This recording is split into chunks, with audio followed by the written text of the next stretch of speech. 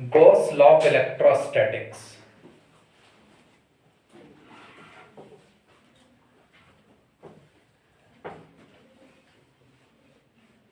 Electrostatics,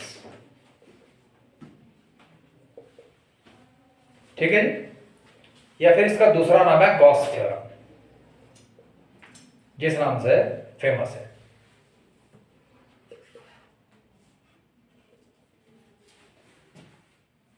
of electrostatics.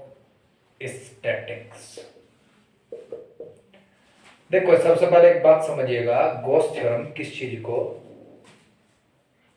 Explain करती है? ये करती है इलेक्ट्रिक फ्लक्स को। पहले मैं तरीके से आपको समझाऊंगा इलेक्ट्रिक फ्लक्स क्या है, ठीक है जी। किसी भी सरफेस से नॉर्मली जो इलेक्ट्रिक फील्ड लाइंस होती हैं उनकी संख्या को ही इलेक्ट्रिक फ्लक्स कहा जाता है, ठीक है जी। Electric field lines normal to the surface said to be electric flux. आगे समझ? Number of electric field lines normal to the surface said to be the electric flux. अब इलेक्ट्रिक फ्लक्स पहले मैं समझाऊंगा, फिर गॉस थ्योरम पर चलेंगे हम। फाई से रिप्रेजेंट करना है जी। इलेक्ट्रिक फ्लक्स होता है E डॉट डी एस, ये डी फाई हो गया। मैंने मान लिया कोई भी एक सरफेस है और इस पर किसी एक सरफेस एरिया एलिमेंट मैंने मान लिया ds वेक्टर। इस dx वेक्टर पर कितनी इलेक्ट्रिक फील्ड लाइंस नॉर्मली है वो निकालना है मुझे। तो इस सरफेस एरिया पर जो इलेक्ट्रिक फील्ड होगा उस इलेक्ट्रिक फील्ड का और इस सरफेस एरिया का दोनों का आपने डॉट प्रोडक्ट कर दिया। कंसेप्ट क्लियर बेटे? समझ आ गया? अगर टोटल फ्लक्स मानना है तो integrating both side, E dot A total surface area A ले लिया मैंने। E एंड ए के बीच का जो एंगल होगा वो मैंने थीटा मान लिया। Concept clear? अब थीटा की वैल्यू डिपेंड करेगी कि फ्लक्स कितना होगा। समझ आया? मतलब flux depend at angle between the electric field intensity and the surface area या सरफेस एलिमेंट। Concept clear? ध्यान दीजिए, जब आप डॉट प्रोडक्ट हटाएंगे तो दोनों के बीच एक cos थीटा आ जाएगा।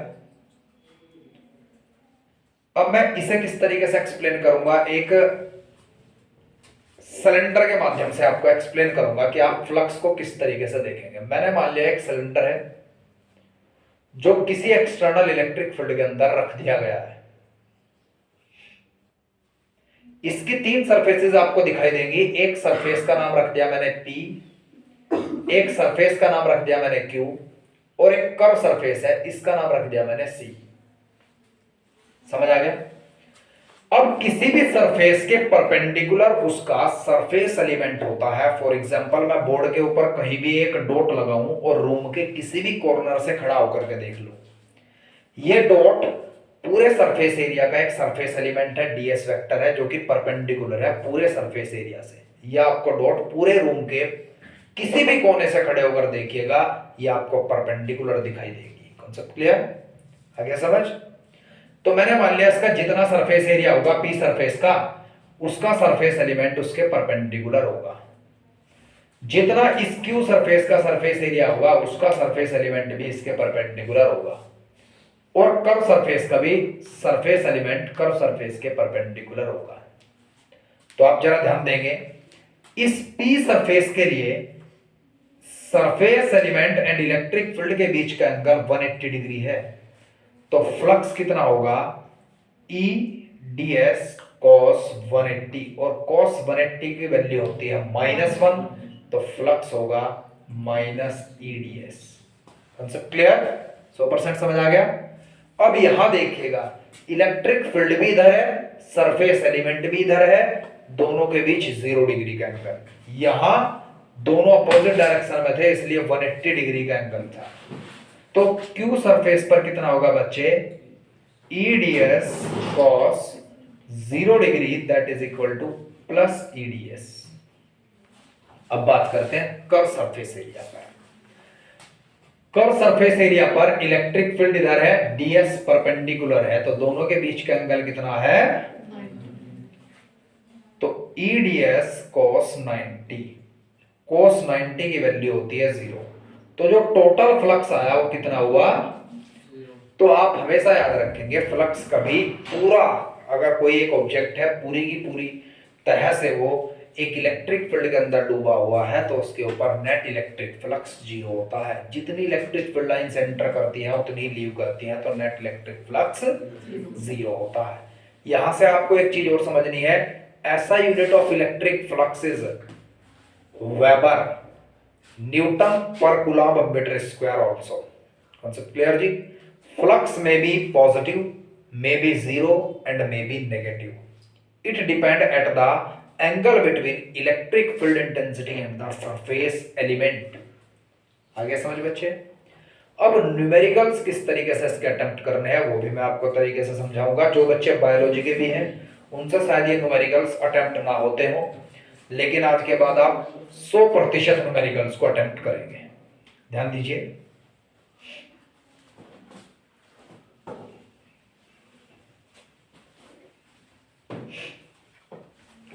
आप एक x एक्सिस, एक y एक्सिस, एक z एक्सिस मान लीजिएगा। ये ओरिजिन x की तरफ यूनिट वेक्टर होता है i कैप, क्लास 11th में पढ़ा था, इधर j कैप और इधर k कैप, और i perpendicular to j perpendicular to k भी होता है। तीनों एक्सिस के बीच का एंगल 90 डिग्री होता है, ये भी आपको कंफर्म है। Concept clear? इसे आप XY प्लेन के नाम से जानते हैं, इसे आप YZ प्लेन के नाम से जानते हैं, इसे आप ZX प्लेन के नाम से जानते हैं। 100% समझ आया? पक्का 100% समझ आया? XY प्लेन के परपेंडिकुलर हमेशा K कैप रखेंगे आप, may be positive, K positive हो या नेगेटिव, मे बी पॉसिबल। ठीक है जी? इट डिपेंड कि E.ds किस डायरेक्शन से है। 100% समझ आ गया? 100% पक्का? ठीक है, आगे समझ? तो इसमें आपके पास सारी पॉजिटिव वैल्यूज ही चलती चली जाएंगी। ठीक है, अब ध्यान देंगे। YZ का परपेंडिकुलर क्या होगा? I कैप, और इधर J कैप परपेंडिकुलर होगा। ठीक है जी। अब क्वेश्चन किस तरीके से आएंगे? आपको मान लीजिए इलेक्ट्रिक फील्ड XY प्लेन में दे दिया गया, ठीक है? तो अगर सरफेस एलिमेंट भी XY प्लेन में है, समझ आया? 100% समझ आ गया? पक्का? तो वहां इलेक्ट्रिक फील्ड है, अदरवाइज इलेक्ट्रिक फ्लक्स है, अदरवाइज इलेक्ट्रिक फ्लक्स। 100% समझ आया? पक्का समझ आया? चलिए क्वेश्चन कर लेते हैं इससे रिलेटेड। ध्यान दीजिएगा। अगर इलेक्ट्रिक फील्ड आपके पास 200 न्यूटन पर कूलम्ब है, फाइंड इलेक्ट्रिक फ्लक्स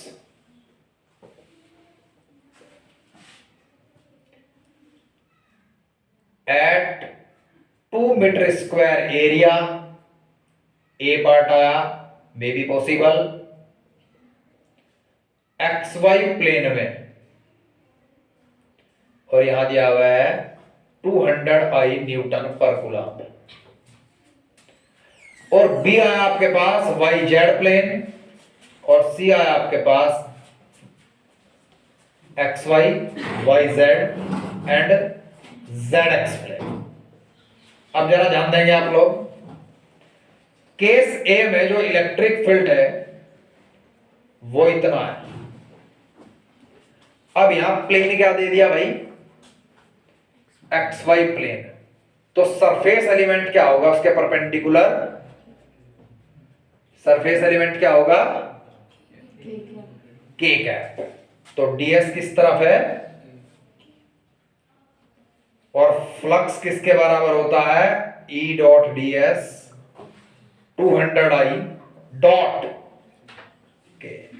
अरे भाई I डॉट K क्या होता है? फ्लक्स बी पार्ट पर चलेंगे।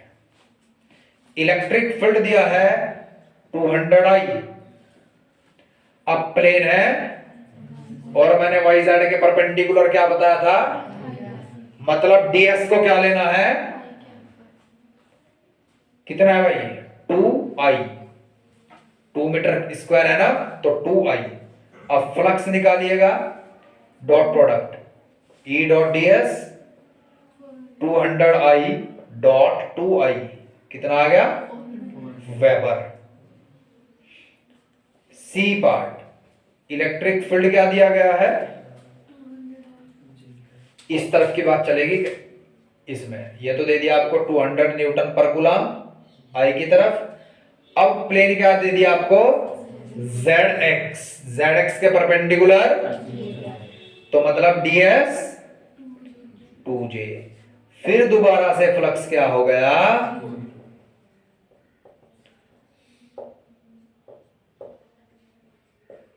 जीरो हो गया। कंसेप्ट क्लियर है आदित्य या नहीं है, कोई डाउट, पक्का आपके समझ आ गया, यहां तक नोट कीजिए। अब गॉस थ्योरम पर चलेंगे। देखो भाई सबसे पहले ना गॉस थ्योरम को समझने से पहले दो चीजें बताऊंगा मैं आपको। लोग कह रहे हैं कि हर 3D सरफेस गॉसियन सरफेस है। भाई एप्लीकेशन ऑफ गॉस थ्योरम पहली क्या है, find an expression for the electric field intensity due to a line of charge या चार्ज्ड वायर। वायर की तो एक ही डायमेंशन होती है लेंथ। अगर 3D सरफेस गॉसियन सरफेस है तो वो तो एप्लीकेशन होनी नहीं चाहिए थी गॉस थ्योरम की। हेंस प्रूव्ड, किसे कहते हैं लैक ऑफ नॉलेज। दूसरी बात, सेकेंड एप्लीकेशन है find an expression for the electric field intensity due to a sheet of charge. Sheet 3D नहीं होती, उसकी लेंथ एंड ब्रेड्थ होती है, सिर्फ वो 2D सरफेस है। तो मतलब 2D सरफेस की भी एक एप्लीकेशन है, मतलब हर 3D सरफेस या सिर्फ और सिर्फ 3D सरफेस ही क्वेश्चन सरफेस नहीं होती, ऐसा कुछ मैंने देखा लिखा हुआ नोट्स में बच्चों ने, ठीक है जी। फिर स्फेरिकल शेल की मैं बात करूं, वो एक 3D है और मैं ये प्रूफ करने के लिए तैयार हूं कि हर एक स्फेरिकल शेल गॉसियन सरफेस नहीं है। आगे समझ, आप जहां भी पढ़ करके आई थी, मैं नाम नहीं लूंगा वीडियो में, उनके नोट्स में मैंने ये चीज लिख के देखी है कि सिर्फ और सिर्फ 3D सरफेस गॉसियन सरफेस होती है, क्लोज सरफेस होती है, एनक्लोज सरफेस होती है। आगे समझ, ये चीज आप ग्रेजुएशन लेवल के अगर टीचर से पढ़ते हैं, एक अच्छे टीचरों से पढ़ते हैं, तो पता चलता है गॉसियन सरफेस का 3D 2D और 1D से कोई ताल्लुकात था ही नहीं। आगे समझ, ध्यान दीजिए, अगर एक प्लस क्यू चार्ज है, ये किसी एक सरफेस के अंदर एनक्लोज्ड है और ये सरफेस इरेगुलर लेमिना बनी हो, इस सरफेस से कुछ इलेक्ट्रिक फील्ड लाइंस टकराती हैं। अगर वो इलेक्ट्रिक फील्ड लाइंस जिस चार्ज से पैदा हुई है वो चार्ज उसी सरफेस पर एनक्लोज्ड होता है, तो उस सरफेस को आप एनक्लोज सरफेस या क्लोज्ड सरफेस या गॉसियन सरफेस कहते हैं, ठीक है जी। अगर यही 3D है लेकिन जो इलेक्ट्रिक फील्ड लाइंस इससे टकराती हैं वो चार्ज बाहर रखा है, तब आप 3D होने पर भी इसे गॉसियन सरफेस नहीं कहेंगे। फॉर एग्जाम्पल, आपको कहा जाता है electric flux does not depend at surface area, लेकिन ये भी लैक ऑफ नॉलेज है। There are the two type of surfaces, Gaussian surface and non Gaussian surface. For Gaussian surface absolutely electric flux does not depend at surface area, but for non Gaussian surface flux depend at surface area. अब जिसे यही नहीं पता कि Gaussian और non Gaussian दो तरीके की अलग अलग सरफेसेस हैं, वो तो यही कहेंगे ना flux does not depend at surface area, क्योंकि क्लास 12th की प्रदीप बुक में ऐसा लिखा हुआ है, दिनेश में ऐसा लिखा हुआ है, ठीक है जी। जरा ध्यान देंगे आप, मैंने मान लिया एक पॉजिटिव चार्ज है, उस पॉजिटिव चार्ज से इलेक्ट्रिक फील्ड लाइंस निकलती हैं, चार्ज बाहर है सरफेस से, तो एक नॉन गॉसियन सरफेस है। इस गॉसियन सरफेस पर कितनी इलेक्ट्रिक फील्ड लाइंस टकराई, तो फ्लक्स इसका 2 के हिसाब से होगा, 2 फ्लक्स होगा। आगे समझ, मैंने मान लिया number of electric field lines को, संख्या को फ्लक्स, ठीक है। मैंने इसका सरफेस एरिया बढ़ा करके इतना कर दिया, अब कितनी टकराई, तो फ्लक्स डिपेंडेंट सरफेस एरिया, क्योंकि एक नॉन गॉसियन सरफेस थी। लेकिन अब यहां मैं गॉसियन को समझाऊंगा। ये एक प्लस चार्ज है और सरफेस पर ही है, तो ये एक गॉसियन सरफेस है। अब कितनी इलेक्ट्रिक फील्ड लाइंस टकराई इससे, अगर मैं इसका सरफेस एरिया बढ़ा दूं, मैंने इसका सरफेस एरिया बढ़ाना स्टार्ट कर दिया, ये इतनी नहीं, ये इतनी बड़ी कर दी, अभी भी चाहिए। समझ आ गया? तो ये डिफरेंस होता है सीखने में और रेक्टिफिकेशन करने में। तो there are the two type of surfaces, Gaussian surface and non Gaussian surface. For the Gaussian surface flux does not depend at surface area, but for non Gaussian surface flux depend at surface area. हमेशा याद रखेंगे आप लोग। अब मान लीजिए class 12th में कोई पेपर आता है बोर्ड का, और बोर्ड के पेपर में आपसे पूछ लिया जाता है does the flux depend at surface area और नॉट। आप कहेंगे for Gaussian surface flux does not depend at surface area, but for non Gaussian surface flux depend at surface area. For Gaussian surface flux does not depend at surface area, but for non-Gaussian surface flux depend at surface area। और आप जो आपके दोस्त होंगे उन्हें बताएंगे, कभी teacher के साथ क्लास में आर्गुमेंट नहीं करेंगे, या खुद की फॉर्म बनाने के लिए टीचर को नीचे नहीं दिखाएंगे क्लास में कि सर अच्छा एक बात बताओ, 1D सरफेस भी गॉसियन सरफेस होगी या नहीं। वो कहेंगे पता नहीं, और आप कहोगे आपने तो दिखवाया था सिर्फ 3D होगी। तो यह बदतमीजी ना करो, ठीक है। बस आप दोस्तों को बताइएगा कि भाई 1D 2D और 3D होने से कोई फर्क नहीं पड़ता। फर्क पड़ता है तो चार्ज सरफेस के ऊपर है या नहीं है। अगर है तो गॉसियन सरफेस है, और अगर नहीं है तो नॉन गॉसियन सरफेस है। ईशा जी समझ आया? ठीक है। खैर अब गॉस थ्योरम को समझेंगे किस तरीके से आप। According to the Gauss theorem, total electric flux for Gaussian surface, statement खुद लिखेंगे आप। Total electric flux for Gaussian surface is equal to the 1 epsilon naught times to the total charge over there in vacuum।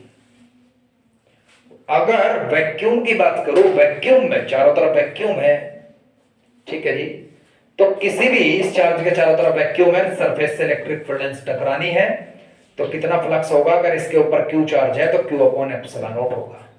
Concept clear? In medium epsilon not into के होगा। अब जबरदस्त question यही आ गया, ठीक है जी। आपको कहा गया है आपके पास एक स्फेरिकल शेल है और इसके अंदर एक और स्फेरिकल शेल है, ठीक है। और जो ये स्फेरिकल शेल है ये बिल्कुल वैक्यूम के refractive index and dielectric constant के बराबर है, ठीक है जी। अगर तब फ्लक्स फाई था, तो अगर इसे मैं किसी एक ऐसे लिक्विड से भर दूं जिसका डाइलेक्ट्रिक कांस्टेंट 80 है, तब कितना फ्लक्स होगा इस पर? तो आप कहेंगे सर डाइलेक्ट्रिक टाइम्स कम हो जाएगा, डाइलेक्ट्रिक टाइम्स कम हो जाएगा। Concept clear? तो ध्यान देंगे आप, जो मीडियम के अंदर फ्लक्स होता है ये वैक्यूम के अंदर जो था अपॉन डाइलेक्ट्रिक कांस्टेंट के बराबर होता है। पहला कंसेप्ट क्लियर, 100% क्लियर। अब दूसरी बात मैं आपको कहूंगा, आपको यह पढ़ाया जाता है गॉस थ्योरम प्रूफ करते समय, और आप अब से वो नहीं पढ़ेंगे, क्योंकि वो जो गॉस थ्योरम प्रूफ की गई है वो सिर्फ और सिर्फ स्फेरिकल शेल के लिए की गई है। लेकिन कोई भी नियम, कोई भी थ्योरम एप्लीकेबल तब मानी जाती है और यूनिवर्सल तब मानी जाती है जब वो हर एक सरफेस के लिए एप्लीकेबल हो जो कि गॉसियन सरफेस हो, ठीक है। ध्यान देंगे जरा बहुत तरीके से। इसका प्रूफ किस तरीके से करते हैं हमारे सामने।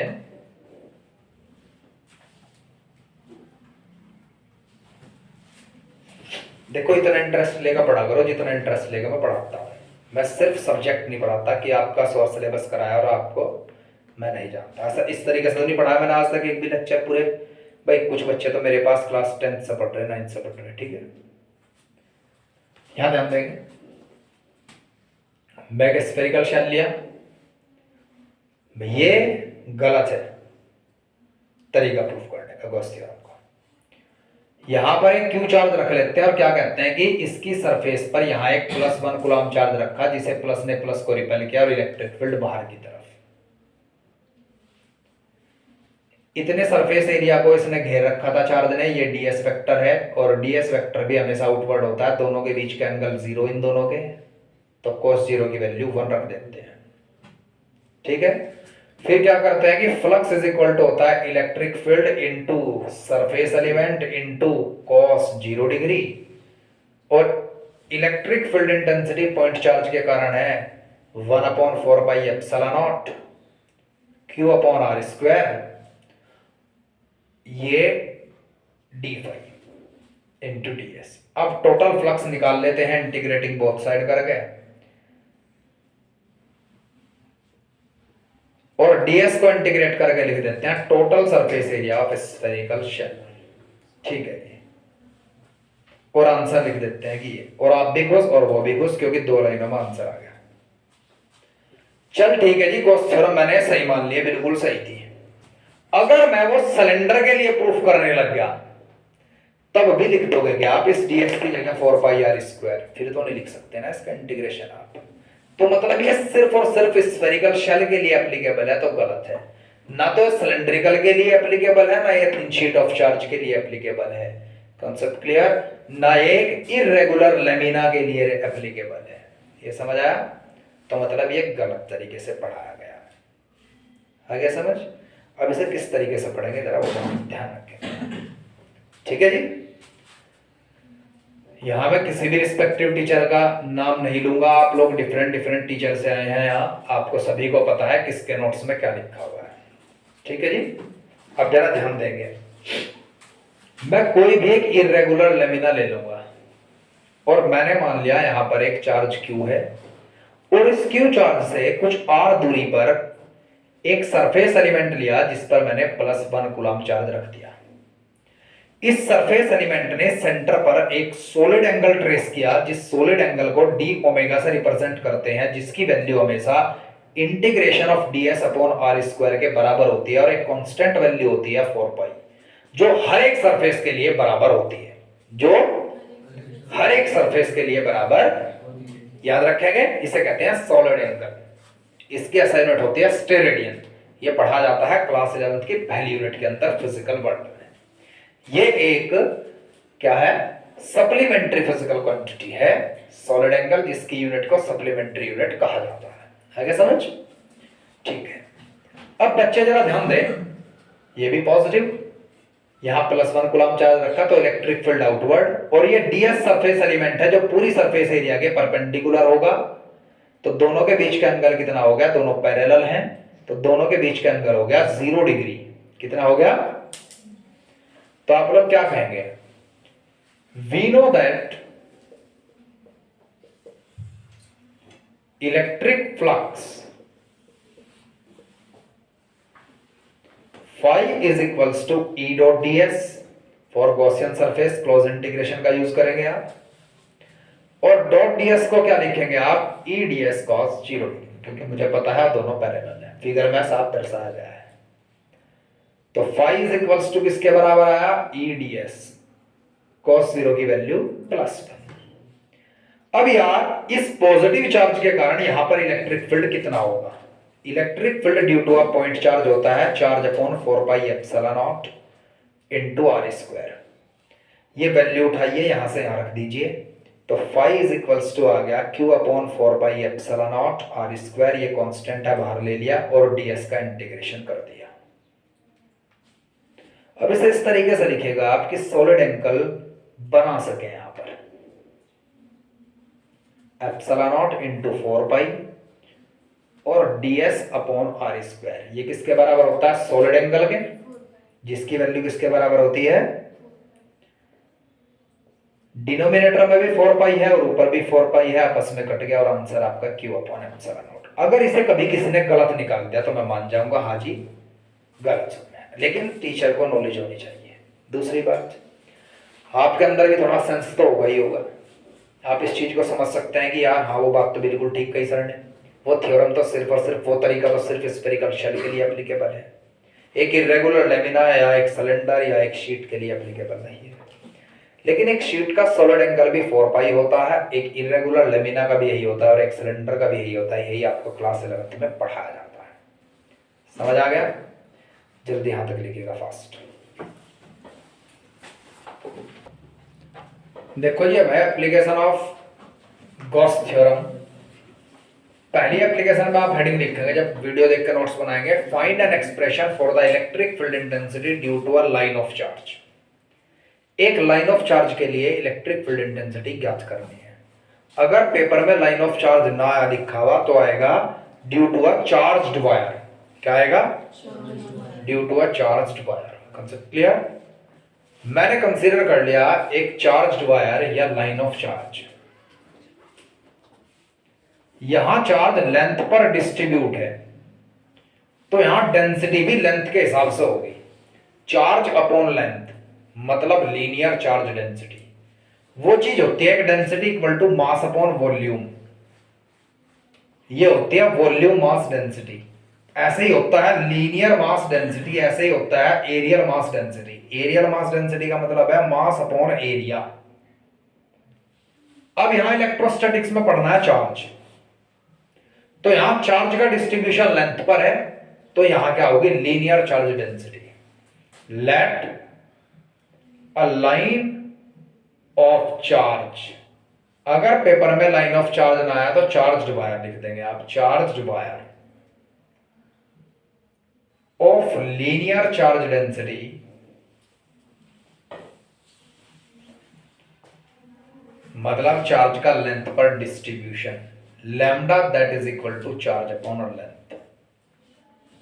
अब दिमाग लगाइए जरा, एक लाइन ऑफ चार्ज के चारों तरफ इलेक्ट्रिक फील्ड जो पैदा होता है वो एक सिलेंड्रिकल सिमेट्री का इलेक्ट्रिक फील्ड पैदा होता है। कैसा?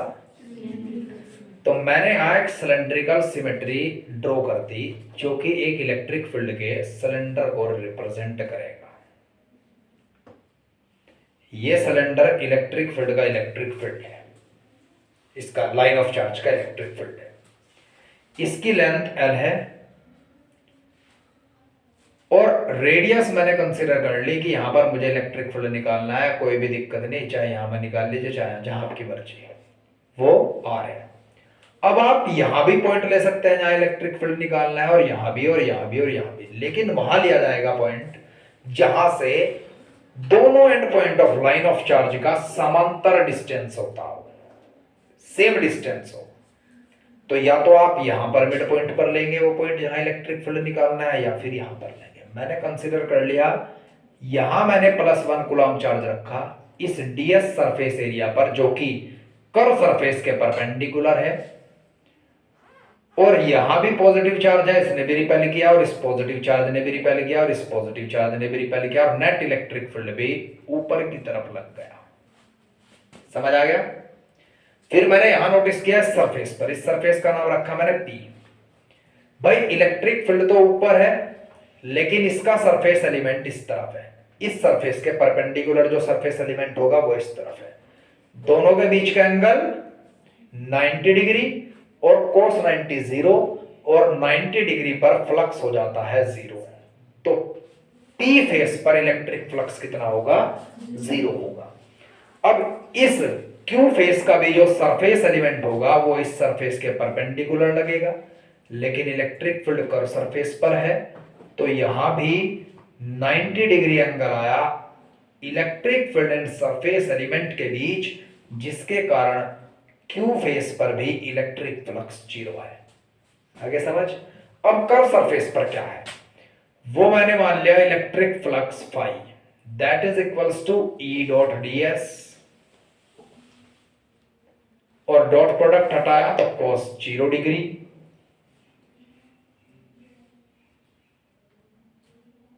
और cos 0 की वैल्यू 1, तो मेरे पास जो इलेक्ट्रिक फ्लक्स आया वो E ds आया। यहां तक बताइए अगर कोई परेशानी है तो। कोई दिक्कत नहीं? ठीक है जी। अब आप यहां समझ गए कि नेट फ्लक्स जो बनेगा वो ये प्लस ये के बराबर बनेगा, लेकिन ये दोनों जीरो है तो नेट फ्लक्स यही बचेगा। यहां तक समझ आया? पक्का? अब लिखेंगे किस तरीके से। There is no flux exist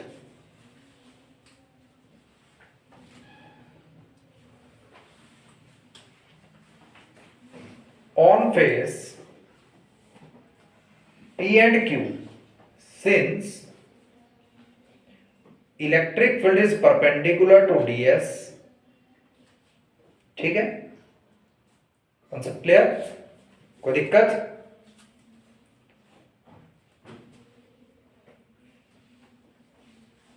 of cylinder लिख लीजिएगा, of cylinder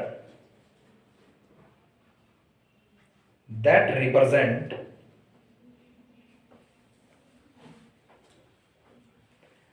symmetry of electric field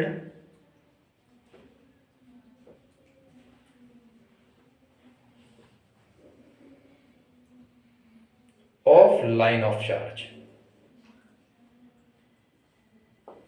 ठीक है जी? There is no flux exist on face P and Q of cylinder that represent the symmetry of electric field of line of charge since electric field is perpendicular to the ds। net flux exists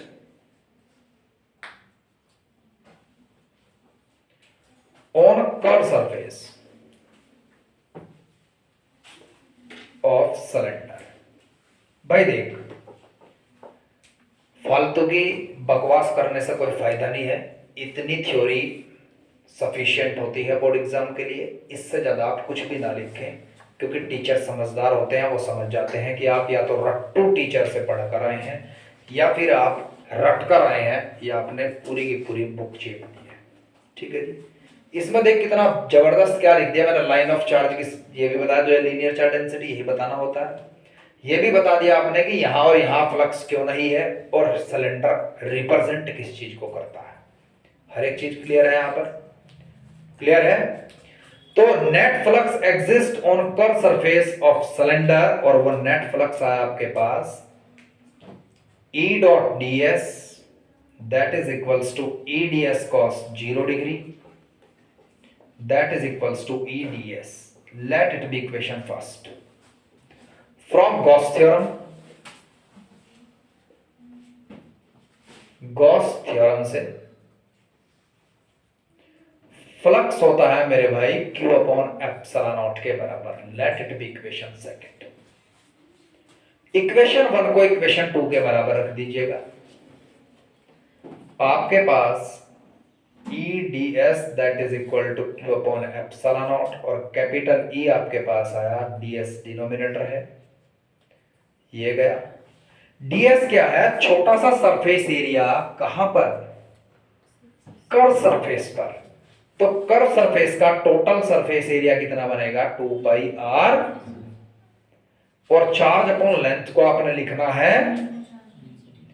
अब भाई साहब यहां से related जबरदस्त question जो put up होंगे वो देखिए। मैं अगर प्रीवियस ईयर के क्वेश्चनों की बात करता हूं तो ये क्वेश्चन 1 नंबर में आता है। अगर डेरिवेशन नहीं आता, what will be the electric field due to a line of charge, तो डायरेक्ट फॉर्मूला आपको लिखना है। सेकंड जो क्वेश्चन महत्वपूर्ण है, वो महत्वपूर्ण क्वेश्चन ये है, electric field intensity does not follow inverse square law